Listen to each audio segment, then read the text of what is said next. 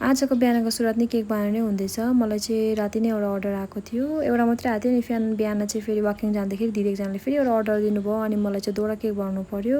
अनि म चाहिँ हतार पतार यतातिर बेकिङ गरेर केक राखेँ, किनकि मलाई चाहिँ एमएस नै जानु थियो। अनि एमएस गएर फर्केर आएर चाहिँ यता मैले बनाउन थालेँ केक। अनि यहाँ चाहिँ यस्तो थिम दिएको थियो, अनि यो चाहिँ यो क्रिकेट ग्राउन्ड बनाउनु जस्तो भनेको थियो। अनि मैले त जुगाएर लगाएँ, किनकि मलाई फाउन्टेनको कामहरू आउँदैन नि त।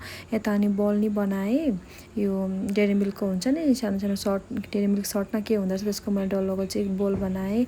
त्यहाँबाट यता चाहिँ सेर्जीमा पाउने चकलेटहरूको नि जुगाड गरेर बनाएँ। त्यहाँबाट त्यो केक रेडी भइसक्यो। यो अर्को एउटा 1.5 पाउन्डको केक बनाउनु लागेको मैले। अनि यतातिर यो नि रेडी हुन थाल्यो। यो चाहिँ एउटा बर्थडे केक थियो, त्यो अर्को नि बर्थडे केक नै थियो। अनि कस्तो लाग्यो तपाईँहरूलाई डिजाइन? यो चाहिँ कस्टमरले नै दिनुभएको डिजाइन हो। अनि लास्टमा चाहिँ यस्तो रहेको छ, यस्तो लेखेर। अनि यो चाहिँ बिलेटेड ह्याप्पी बर्थडेको रहेछ। अनि आजको दिन चाहिँ यसरी नै बित्यो है साथीहरू।